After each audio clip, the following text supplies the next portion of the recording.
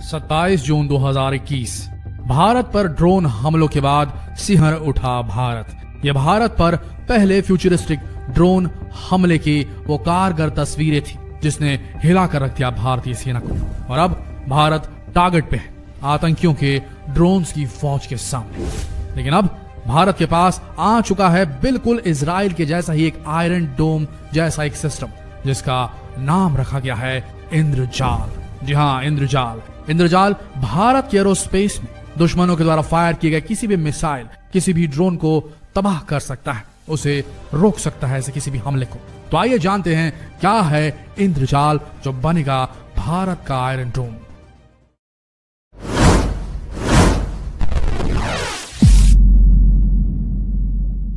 सत्ताईस जून 2021 की घटना आपको याद होगी। यह वो दिन था जिस दिन जम्मू की एयरबेस पर ड्रोन से हमले किए गए।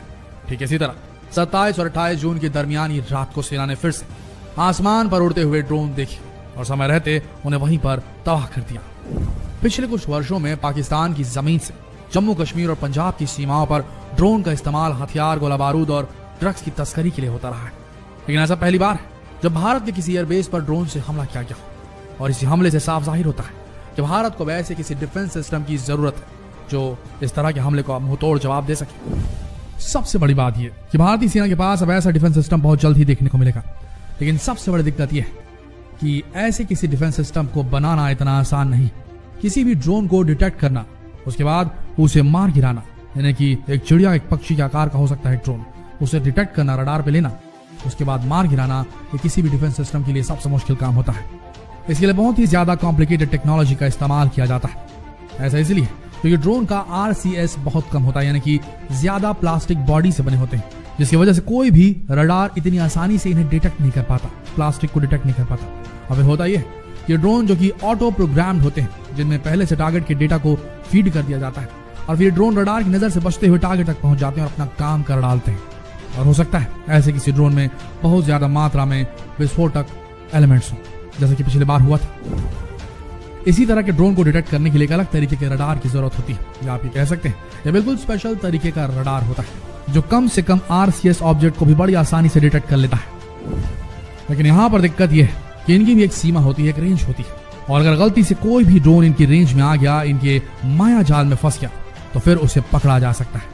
लेकिन अगर वो रडार की रेंज से बचकर निकल गया तो फिर उसे पकड़ना इतना आसान नहीं होगा।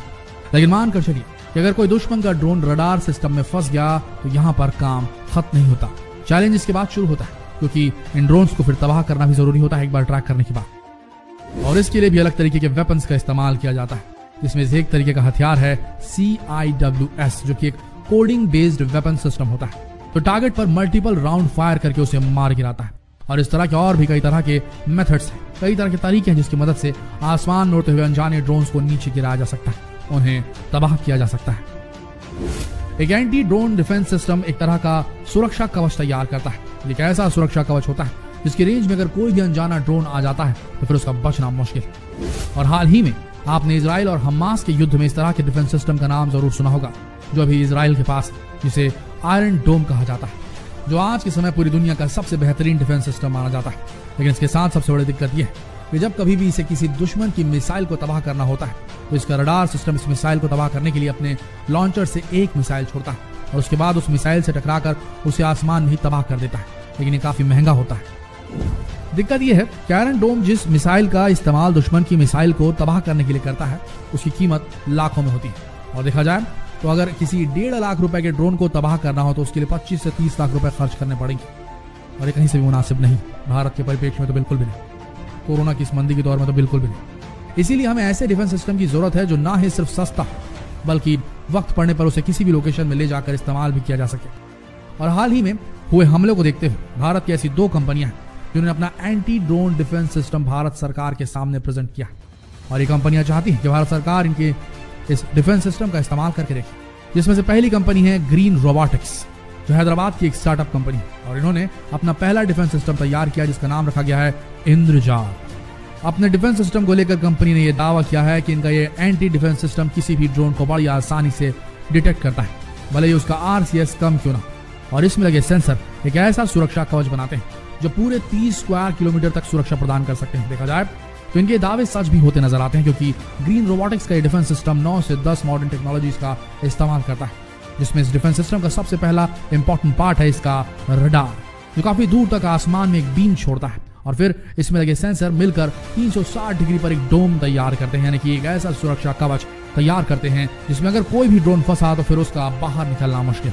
इस सिस्टम में लगे सारे सेंसर्स हनीकॉम डिजाइन का एक बहुत बड़ा सुरक्षा कवच तैयार करते हैं। साथ ही इसकी सबसे बड़ी खूबी यह है कि पूरी तरह से डिसेंट्रलाइज्ड है, यानी कि जरूरत पड़ने पर इसे कहीं पर भी ले जाकर बड़ी आसानी से इंस्टॉल किया जा सकता है। लेकिन ये जानना भी जरूरी है कि आखिर एक ड्रोन को डिटेक्ट करने के बाद ये कैसे उसे मार गिराता है।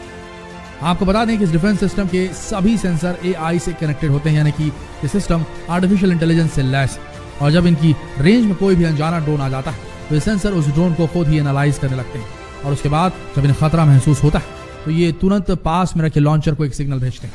लॉन्चर एक्टिवेट हो जाता है और लॉन्चर से निकला मिसाइल उस ड्रोन को वहीं पर मार गिराता है। और जब कभी भी इस तरह से किसी ड्रोन को गिराया जाता है तो आपको बता दें कि उसे हार्ड किल कहा जाता है। ठीक इसी तरह से ड्रोन को तबाह करने का दूसरा तरीका भी इस्तेमाल किया जाता है, जिसे सॉफ्ट किल कहा जाता है, जिसमें जब कोई अनजाना ड्रोन सुरक्षा कवच के घेरे में आ जाता है तो फिर उस सिस्टम में लगे जैमर्स उस ड्रोन में लगे सारे इलेक्ट्रॉनिक कंपोनेंट्स को तबाह कर देते हैं और उसकी कनेक्टिविटी को पूरी तरीके से जाम कर देते हैं, जिसकी वजह से ड्रोन तुरंत जमीन पर आ गिरता है। इसी तरह भारत की एक और कंपनी जिसने अपना भी डिफेंस सिस्टम भारत सरकार के सामने पेश किया है और इस कंपनी का नाम है जेन टेक्नोलॉजी। इस कंपनी के अपने डिफेंस सिस्टम का नाम है ZADS। इस डिफेंस सिस्टम की खासियत यह है कि यह RFDD टेक्नोलॉजी का इस्तेमाल करता है, जिसे रेडियो फ्रीक्वेंसी ड्रोन डिटेक्टर कहा जाता है। लेकिन इसकी सबसे बड़ी खामी यह है कि इसकी फ्रीक्वेंसी सिर्फ 8 से 10 किलोमीटर तक है, यानी कि ये सिर्फ 8 से 10 किलोमीटर की रेंज तक सुरक्षा कवच प्रदान कर सकता है। वहीं दूसरी तरफ देखा जाए तो इंद्रजाल 30 स्क्वायर किलोमीटर तक एक सुरक्षा कवच बना लेता है। ये पूरा डिफेंस सिस्टम अपने रेडियो फ्रीक्वेंसी ड्रोन डिटेक्टर की टेक्नोलॉजी का इस्तेमाल करके एक स्पेशल फ्रीक्वेंसी से ड्रोन को डिटेक्ट करता है, और जब इसके रडार सिस्टम ड्रोन को डिटेक्ट कर लेते हैं तब रडार पूरा डेटा एक दूसरे सिस्टम को फॉरवर्ड करता है। ये सिस्टम उस डेटा को एनालाइज करता है और लोकेशन के साथ डेटा को एक तीसरे रडार सिस्टम तक पहुंचाता है। इसके बाद ये तीनों सिस्टम मिलकर आइडेंटिफाई करते हैं कि ड्रोन हमारे लिए खतरा है या नहीं, और जब खतरा महसूस हो जाता है तो फिर यह तय किया जाता है कि इस ड्रोन को हार्ड किल करना है या सॉफ्ट किल। सॉफ्ट किल करने के लिए इस डिफेंस सिस्टम में जैमर लगे होते हैं जो ड्रोन को बड़ी आसानी से जमीन पर ला गिराते हैं। लेकिन जब सॉफ्ट किल काम नहीं आता तब फिर इस डेटा को एक लॉन्चर तक भेज दिया जाता है और लॉन्चर को एक्टिवेट करके इस ड्रोन को गिरा दिया जाता है। वैसे इसकी एक और खासियत है, ये पूरा सिस्टम जो है ये मोबाइल है, यानी कि ये पूरा का पूरा सिस्टम एक गाड़ी में इंस्टॉल हो सकता है, जैसा कि आप अभी तस्वीर में देख रहे हैं। इसमें आप देख सकते हैं कि इस गाड़ी में RFFD सिस्टम लगा हुआ है, साथ ही साथ इसमें रडार सिस्टम है और जैमर भी लगा हुआ है, और इस पूरी गाड़ी को जरूरत के हिसाब से किसी भी लोकेशन पर ले जाकर बड़ी आसानी से इस्तेमाल किया जा सकता है।